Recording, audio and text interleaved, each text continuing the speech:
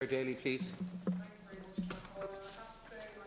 Expectations for the budget probably weren't great, and I spent most of the afternoon sort of semi-bored and disillusioned at the usual mantra coming out. But to be perfectly honest, after listening to Deputy Wallace's contribution and the forensic annihilation of what you call a housing strategy, it should actually be compulsory listening for every government minister. And I would challenge every one of you to come back to him and answer the points he made, because this country is on a hiding to nothing in terms of housing. When our citizens spend the overwhelming majority of their income or not trying to keep a roof over their head, when older citizens find their houses full again with their adult children and their children as they desperately try to save a few bob to put a roof over their head, or they're ending up in hotel rooms and the like of it. It's an absolute scandal. And he's also right when he says, and not flippantly, that the nation's spirit will have been lifted more by last night's victory in the soccer than anything in this budget. Because we have to ask ourselves, when did a budget ever really transform the lives of people? And you see, it's all right for the Taoiseach to get up and say, this isn't going to be a bonanza, we're going to be responsible, we're going to be careful. Well, good for him that he has the luxury to be careful, because being careful means defending the status quo. And the status quo is a life of severe challenges for huge numbers of our citizens. And while you can say, aren't we great, we're spending £1.2 billion, well, you have to look at that in the context of the last 3 budgets, when you've taken out and cut the tax base by £2.6 billion. So you haven't even got back to where you started cutting. And I think nothing in this budget is going to address the fundamental problems in this state, caused by the fact that we spend less and tax less, generally less than practically any other European country. We are completely out of kilter in that regard, and unless we address that, then the problems faced by people will continue. And you really have to ask yourself, do you think that people are going to be going out tonight going, isn't that great, we've got an extra £5? Well, the first thing they're going to say is that it actually isn't a £5, because it's actually £2.50 over the course of the whole year. But that doesn't sound as good, sure. So look, you decide to call it a £5 and start it more than halfway into the year. I mean, that's just absolutely sickening. But even if it was a £5, which it isn't, the £2.50 isn't going to put a roof over somebody's head, get them access to healthcare or access to a decent education. And sadly, we've missed that opportunity in this budget. Next year marks the 100th anniversary of the election of Countess Markievicz, the second female cabinet minister anywhere in the world. We had a proclamation in this state which issued a call to Irish men and Irish women, and yet Irish women are being left behind, and they're left behind again in this budget. And I want to look at some of their stories from the viewpoint of a few young women and girls in my constituency. They're not exceptional. I'm sure their stories are echoed and repeated in every corner of the country. So let's talk about Zoe. Zoe's 10 years of age. She has a rare genetic disorder, PKU, which means her body is unable to break down certain amino acids. The only medical treatment for PKU is Kuvan, a drug that can vastly improve her quality of life and prevent her from potentially getting brain damage. This drug is sanctioned across Europe in most of European countries and freely available there. In Ireland, it isn't. So let's talk about her mother, Karen, who spent years fighting a daily battle and having to tell her story of the struggle she endures in order to ensure that her daughter has a quality of life that other children have. Let's talk about Maria, an older one, well, a middle-ranking age woman in my area, split up from her partner, part-time worker, looking after her son, paying the mortgage after he's gone. He doesn't pay maintenance. She's kept up the payments religiously for her half. She can't pay the whole thing, and the bank are moving against her. Let's talk about Clare. Clare's mother-in-law is 58 years of age. She's suffering from Alzheimer's, but because she's under 65 years of age, there is nothing there in terms of support for that family. Her husband gets 3 hours a week to help. 3 hours a week. She's unable to wash, dress herself. She's lost her ability to focus. She can't see things or people in front of her. She can't read or write. She gets lost in her own house. And her family get 3 hours help a week. Home is the best place for that woman, but they need the support to keep her there. And as her daughter-in-law says, it's heartbreaking to watch a strong, independent, glamorous lady become vacant and lost. You grieve every day for the person she once was and know that every day she gets further from us. How many other families are like that as we sit in here inside these comfortable walls? Let's talk about Mary. Mary began her working life in 1966. She had to give it up because of the marriage bar. She raised 3 children. She went back to work at 49. At 65, she went to claim her pension. And because she had worked as a younger woman, she found that her PRSI stamps would be calculated over 47 years, which meant she'd only get a third of her contributory pension. If she hadn't worked till 1998, she would have got the full pension in that regard. It's an absolute joke that these women who were discriminated against by the marriage bar and who the state relied on for caring duties are now being penalised in their latter years. Has the budget done anything for these women? Has it delivered access to healthcare, to decent pensions, to a roof over your head? No, it hasn't, and I'm not saying that to make a cheap political point. It hasn't, because we failed to tackle the root problems in this state, which is that it's not that Ireland doesn't have enough resources. It's that those resources are concentrated in a very small number of hands, and ye have politically chosen government after government not to go after the wealthy in our state. That's a political choice. You know, you hide behind the fact that we have fiscal rules. You know, you won't declare a housing emergency because, oh, we don't want to upset the fiscal rules. But you've no problem in doing that, and the European Commission hasn't either. When the leprechaun economists come up with a figure of 26% jump in GDP, you just ignore that figure. No problem breaking the fiscal rules there. But no, when it comes to dealing with housing, oh no, we're good boys and girls, we don't break the fiscal rules. And the problem is that the budget doesn't bring in any measures to repair the structural damage of austerity, the hollowing out of public services, which, if we don't address, is going to cause continuing and accelerating problems for our citizens. We need to spend more and we need to tax more. And squeezing a few bob here and there from the middle isn't going to make the pot any bigger.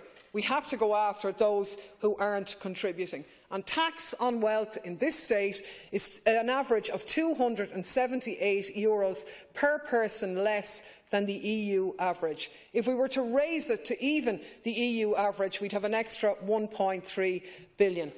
Employers' PRSI, well out of kilter, among the lowest in the EU. If we were to increase it to the average, we'd have an extra €8 billion.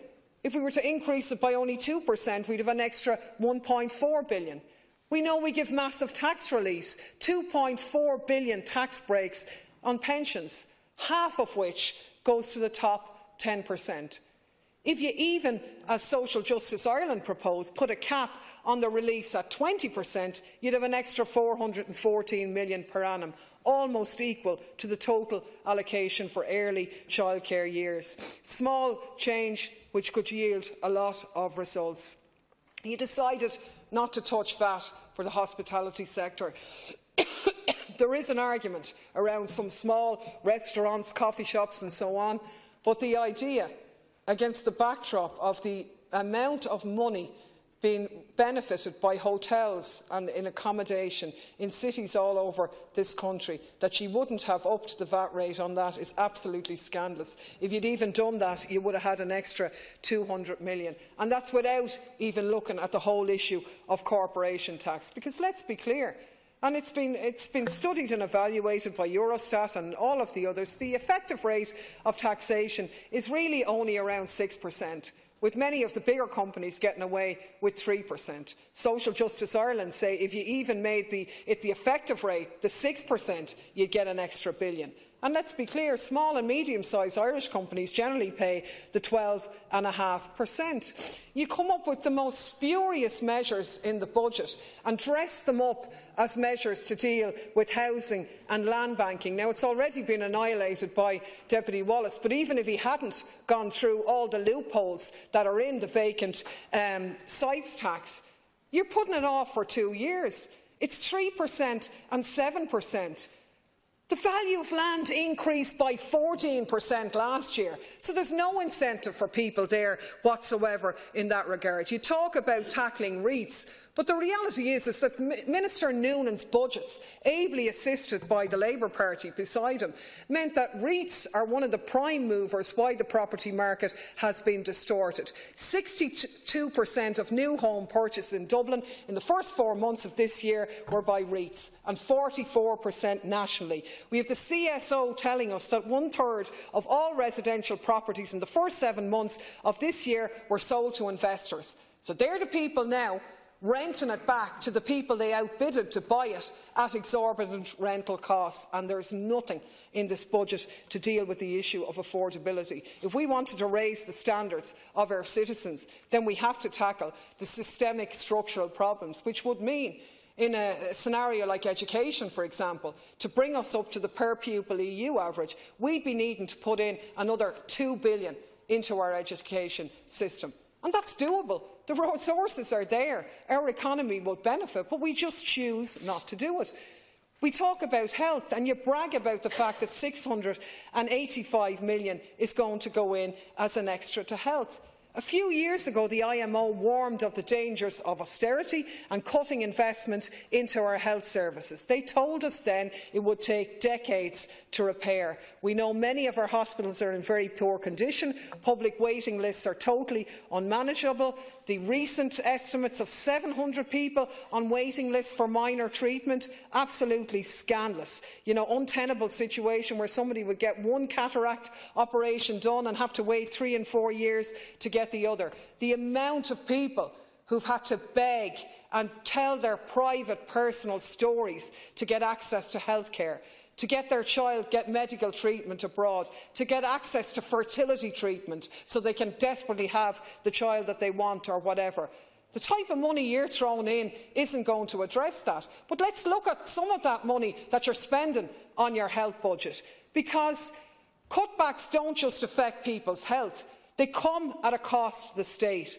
Last year, the state paid out $256 million in awards and legal claims and $65 million in legal fees. 87% of that was spent by TUSLA and the HSE. And the estimated cost of settling outstanding claims last year is €2.2 billion. Outstanding claims because our health service in the main is unfit for purpose. So it's not even about the human cost. There's an enormous financial cost to that, and nowhere is it more graphic than the situation of our maternity services, where between 2007 and 2015, $66 million was spent on legal fees. $282 million was paid in damages. And we gave $3 million extra to implement the new maternity strategy.